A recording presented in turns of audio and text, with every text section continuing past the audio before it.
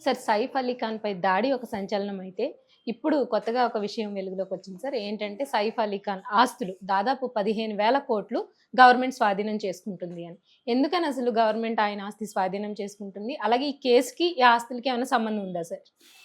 నిజానికి కేస్‌కి, ఆస్తులకి ఏం సంబంధం లేదు గానీ, హ్మ్. అది ఈ న్యూస్ అయితే ఇప్పుడే బయటకొచ్చింది. ఇది ఓకే. ఎప్పటినుంచో జరుగుతుంది. హ్మ్. అసలు సైఫ్ అలీ ఖాన్ విషయంలో 2, 3 డెవలప్‌మెంట్స్ చోటు హ్మ్. చేసుకున్నాయి. అది చెప్పుకొని దాని తర్వాత ఆస్తి గురించి ఓకే వద్దాం. సార్. యాక్చువల్‌గా సైఫ్ అలీ ఖాన్ నిన్న డిశ్చార్జ్ అయిపోయాడు. హ్మ్. హాస్పిటల్ నుంచి బయటకొచ్చాడు. దాదాపు 5 రోజులు ఆయన హాస్పిటల్‌లో ఉన్నాడు. అవును సార్. 16వ తేదీ లేట్ నైట్ అంటే అర్లీ హ్మ్. అవర్స్‌లో 2:30, 3 ప్రాంతంలో ఆయన మీద అటాక్ హ్మ్. జరిగింది. కత్తిపోట్లకి గురయ్యాడు. దాదాపు 6 కత్తిపోట్ల అది ఇదయింది. 2:30 అంగుళాల కత్తి గూడా ఆయన హ్మ్. వెన్నెముక దగ్గర ఉండిపోయింది. సో, దాని తర్వాత ఒక ఆటో డ్రైవర్ తీసుకుపోవాల్సొచ్చింది. ఆటో డ్రైవర్ భజన్ సింగ్ రాణా అనే ఒక ఆటో డ్రైవరు ఆయన్ని తీసుకెళ్ళాడు. దాదాపు 7, 8 నిమిషాల్లోనే ఆటో డ్రైవర్ షార్ట్ కట్‌లో తీసుకెళ్ళడం అనేది గూడా చాలా ఇంపార్టెంట్. హ్మ్. ఎందుకంటే ఇమ్మీడియేట్ ఆయనకి మెడికల్ హెల్ప్ అనేది ఎమర్జెన్సీలో దొరికిందనమాట. సో, హ్మ్. అలాగా వాళ్ళు సర్జరీ చేసి తీసేశారు. వెన్నెముక దగ్గర ఉన్న గాయానికి సర్జరీ చేశారు. లెఫ్ట్ హ్యాండ్, మెడ దగ్గరున్న కూడా చేశాడు. ఇప్పుడు ఆయన ఆల్మోస్ట్ నీట్‌గానే 5 రోజులు ఉన్న తర్వాత బాగా నడుస్తూ మామూలుగానే ఉంటున్నాడు. సో, ఆయన ఇంటికొచ్చాడు. వచ్చిన తర్వాత ఈ ఆటో డ్రైవర్‌ని పిలిపించి ఆయన హగ్ చేసుకొని ఆ అబ్బాయికి థాంక్స్ చెప్పి హ్మ్. ఎందుకంటే అంత త్వరగా మామూలుగా అయితే చాలామంది గాయపడి ఇట్లా ఉన్నోళ్ళు అవును సార్. మా ఆటోలో వద్దని హ్మ్. తీసుకెళ్ళిపోతారు. రక్తం అదంతా భయపడతారు. హ్మ్. భయపడతారు. హ్మ్.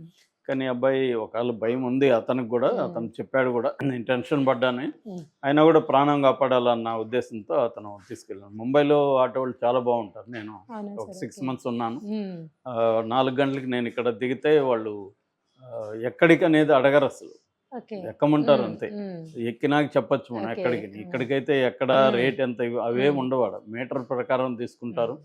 ఎక్కడికని అడగరు. ఏ టైం కన్నా వస్తారనమాట. హ్మ్. మామూలుగా ఆటోని పిలిచి మనం ఎక్కి కూర్చోవచ్చు. Okay sir. సో, హ్మ్. అలాంటి ఇది ఉంటదనమాట హ్మ్. ముంబైలో. సో, అలాగా ఈ అబ్బాయి గూడా అలాగే తీసుకెళ్ళాడు. దాంతో ఇప్పుడు అతనికి ఎంతిచ్చారు ఏంటని హ్మ్. చెప్పట్లేదు. కరీనా అయితే 11,000 ఇచ్చింది అప్పట్లో.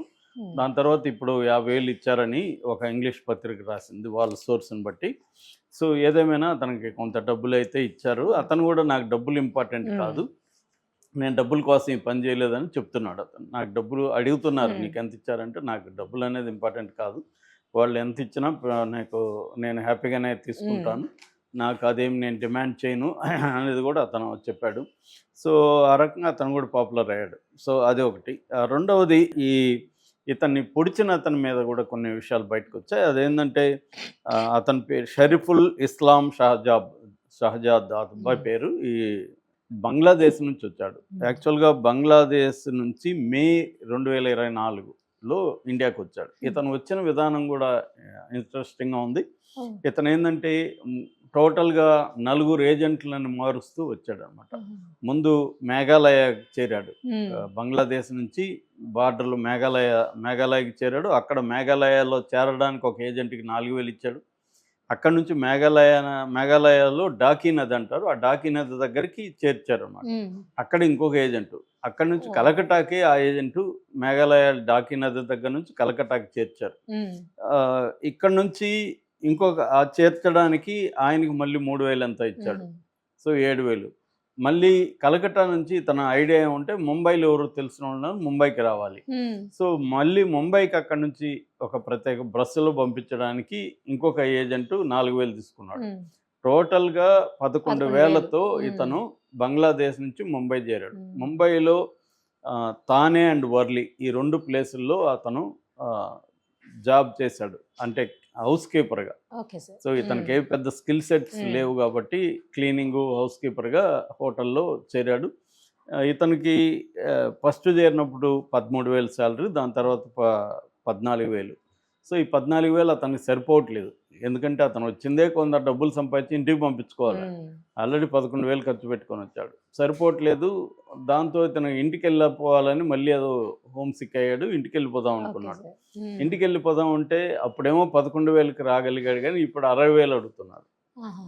60,000 ఇతని దగ్గర లేవు. హ్మ్. లేనప్పుడు ఇతనేం చేశాడంటే దొంగతనాలు చేయాలని స్టార్ట్ చేశాడు. మెల్లమెల్లగా చిన్న చిన్నవి చేశాడు.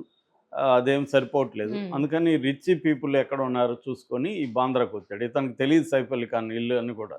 సో రిచ్ పీపుల్ ఉన్నారు ఈ ఏరియాలో చూద్దామని ఇక్కడికి వచ్చి కొంత రెక్కి చేసుకొని ప్లాన్ చేసుకొని వెళ్ళి చేశాడనేది ఇప్పటివరకు పోలీసులు చెప్తున్న ఇదన్నమాట. సో ఇది రెండవది. ఇక మూడవది ఆస్తికి సంబంధించిన వ్యవహారం. మామూలుగా మనం చెప్పుకున్నాం ఆల్రెడీ బయోగ్రఫీ కూడా. సైఫ్ అలీ ఖాన్ ఏంటంటే ఆయన మన్సూర్ అలీ ఖాన్ పటౌడి, ఈ వీళ్ళ నాన్న. అతను ఒకప్పుడు క్రికెట్కి క్యాప్టెన్ అన్నమాట, ఇండియన్ క్రికెట్కి. అతనిది పటౌడి రాజవంశం, నవాబుల వంశం, 10వ పటౌడి ఆయన. మనకి స్వాతంత్ర కాలంలో దాదాపు ఇండియాలో 500 రకాల సంస్థానాలు, చిన్నవి పెద్దవి కలిపి 500 రకాల సంస్థానాలు ఉండేవి. స్వాతంత్రం వచ్చిన టైంలో ఈ సంస్థానాలు, మెజారిటీ సంస్థానాలు ఇండియా దీంట్లో కలిసిపోయినాయి.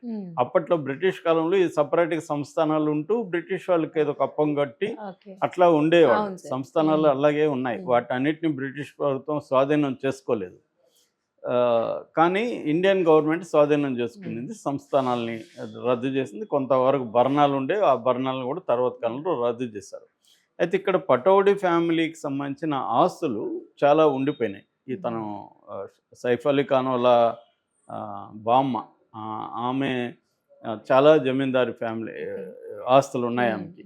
అయితే వీళ్ళ ఇంకొక బామ్మ 1950లో పాకిస్తాన్కి వెళ్ళిపోయి సెటిల్ అయిపోయారు. కొంతమంది అప్పుడు చీలినప్పుడు ముస్లిమ్స్ అక్కడి నుంచి ఇక్కడికి, ఇక్కడ నుంచి అక్కడికి, హిందువులు అక్కడి నుంచి ఇక్కడికి, ఇలాగా జరిగింది. వలసలు వచ్చాయి. దాంట్లో లక్షలాది మంది చనిపోయారు కూడా. సో అవన్నీ మనకు తెలుసు. దాంతో ఇప్పుడు ఏమైందంటే 1965లో పాకిస్తాన్కి ఇండియాకి యుద్ధం జరిగింది. యుద్ధం జరిగినాక ఇండియన్ గవర్నమెంట్ ఏంటంటే ఒక చట్టాన్ని తీసుకొచ్చింది. అదేంటంటే ఎనిమీ ప్రాపర్టీ యాక్ట్, ఆ చట్టం పేరు. అంటే పాకిస్తాన్ ఎనిమీ కాబట్టి పాకిస్తాన్లో ఉన్న వాళ్ళ ఆస్తులు ఇక్కడ కానీ ఉంటే ఆ ఆస్తుల్ని గవర్నమెంట్ స్వాధీనం చేసుకోవాలి. దీన్ని ఎనిమీ ప్రాపర్టీ యాక్ట్ 1969 అంటారన్నమాట. 69లో వచ్చింది. ఇప్పుడు ఈ చట్టం ప్రకారం ఎక్కడెక్కడ ఎవరెవరు ఆస్తులు ఉన్నాయో లెక్కలు తీయడం మొదలుపెట్టారు. అలాగా వీళ్ళది 2014లో ఈ పటౌడ్ ఫ్యామిలీ మీద ఈ చట్టం కింద కోర్టులో వీళ్ళు రద్దు చేయడానికి ప్రయత్నించారు. వీళ్ళకి ఎక్కడెక్కడ ఆస్తులు ఉన్నాయంటే ఫ్లాగ్ స్టాప్ హౌస్ అని ఒకటి ఉంది, తర్వాత నూర్ సుభాష్ ప్యాలెస్ అని ఉంది, దర్ సలాం అని ఒక ప్యాలెస్ ఉంది, హబీబీ బంగ్లా ఉంది, అహ్మదాబాద్ ప్యాలెస్ ఉంది, కొహ్బీజా ప్యాలెస్ ఉంది. ఇలాగా కొన్ని ప్యాలెస్లు ఉన్నాయి. ఇవన్నీ వర్త్ 15,000 crores అని లెక్కేశారు. ఇంకా కూడా మార్కెట్ రేట్ ఎక్కువే ఉండొచ్చు, గవర్నమెంట్ మార్కెట్ రేట్ వేది కదా. సో అలాగా ఈ 15,000 crores ప్రాపర్టీని స్వాధీనం చేసుకోవాలనుకున్నప్పుడు సైఫ్ అలీ ఖాన్ దీనికి ఇప్పుడు వారసుడుగా ఉంటున్నాడు ఈ టైంకి. సో సైఫ్ అలీ ఖాన్ దీని మీద కోర్టులో కేసు వేశాడు. కేసు వేసినప్పుడు కోర్టు దీన్ని సపరేట్గా దీనికి ఒక ట్రిబ్యునల్ కూడా పెట్టారు ఇలాంటి ఆస్తులకి సంబంధించి. ఆ ట్రిబ్యునల్లో అప్పీల్ చేసుకోమని 12వ తేదీ జనవరి 12కి ఏదో డెడ్ లైన్ పెట్టింది. కానీ వేసాడా లేదా అనేది ఇప్పటికి తేలట్లేదు. వేస్తేమో అది రావచ్చు ఇంకా, అంటే దాంట్లో ఎంత ఆస్తులు, ఎందుకంటే ఆ బామ్మకి నాకు సంబంధం లేదు, మా బామ్మ ఇక్కడే ఉంది, అట్లాంటివేవో ఆయన పాకిస్తాన్కి పోయిన ఆవిడ ఆస్తి కాదు ఇది, ఇట్లాంటివేవో ప్రూవ్ చేయాలి. ఎందుకంటే ఇద్దరు కూతుళ్ళకి, నవాబుకు ఇద్దరు కూతుళ్ళకి ఆస్తి వచ్చింది. అందులో ఒక ఆవిడ పాకిస్తాన్ వెళ్ళింది, ఇంకొక ఆవిడ వారసుడు ఈయన అనమాట. సో వెళ్ళిన ఆమె ఆస్తికి నాకు సంబంధం లేదు, ఇది ఇక్కడ ఉన్న ఆవిడ ఆస్తి అనేది తను ఏదో ప్రూవ్ చేయాలి. కాకపోతే మీడియా, అంటే నేషనల్ మీడియా వీళ్ళు దీని మీద రీసెర్చ్ చేసిన మీడియాను చూస్తే వాళ్ళు పోతున్న ఈ ఆస్తి అయితే పోతుంది అన్నట్టుగానే రాస్తున్నారు. అది నిజంగా పోతుందా పోదా తెలీదు. ఎందుకంటే ఇతనికి కూడా 1000 కోట్ల ఆస్తులు, ఇతను సంపాదించింది కూడా 1000 కోట్ల పైన సైఫ్ అలీ ఖాన్ ఉందని చెప్తారు. అంటే మొదటి భార్యకు భరణం ఇచ్చాడు. మొదటి భార్య అమృతా సింగ్ని 91లో పెళ్లి చేసుకున్నాడు. 2004 వరకు వాళ్ళు కలిసి ఉన్నారు. వాళ్ళకి 2 పిల్లలు, సారా అలీ ఖాన్, అమ్మాయి కూడా యాక్ట్రెస్. దాని తర్వాత ఇబ్రహీం ఖాన్, మొన్న ఇతనితో కూడా హాస్పిటల్కి వచ్చింది, ఆ అబ్బాయి టీనేజ్లో ఉంటాడు. వీళ్ళిద్దరూ ఏమో పెద్ద భార్య అమృతా సింగ్ పిల్లలు. దాని తర్వాత ఇతను 2012లో కరీనా కపూర్ని పెళ్లి చేసుకున్నాడు. కరీనా కపూర్కి తైమూర్ అండ్ జెహాన్ 2 కొడుకులు. సో ఇప్పుడు ఈ ఆస్తుల స్వాధీనం చేసుకుంటారా లేదా అనేది చూడాలి. ఏదేమైనా ఇది ఒక పెద్ద దెబ్బే అని అంటున్నారు. సార్. 15,000 కోట్లు అంటే మాటలు కాదు కదా. అవును సార్. అది గవర్నమెంట్ స్వాధీనం చేసుకునే అవకాశం కనిపిస్తూ ఉంది. Right sir, thank you sir.